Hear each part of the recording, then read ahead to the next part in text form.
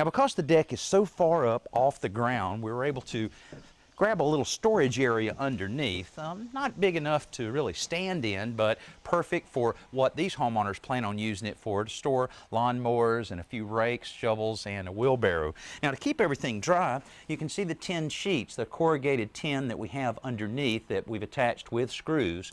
But in order for the water to run where it needs to run, we had to install some little strips, some little furring strips that go from about 1/4 of an inch up to about 1.5 inches. Now, our next step is a few finishing touches around here, including lattice work that'll provide a visual screen so that you can't see what's stored underneath. Wood lattice is available in a variety of styles, but the thing that's important when you're selecting this stuff is the thickness of the material itself. The thicker it is, the better it holds up. It's also important that you support the panels on all sides, including the bottom.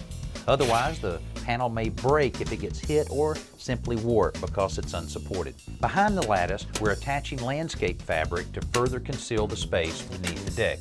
While this fabric blocks the view of this area, it won't stop the airflow, which is very important for the longevity of the deck itself.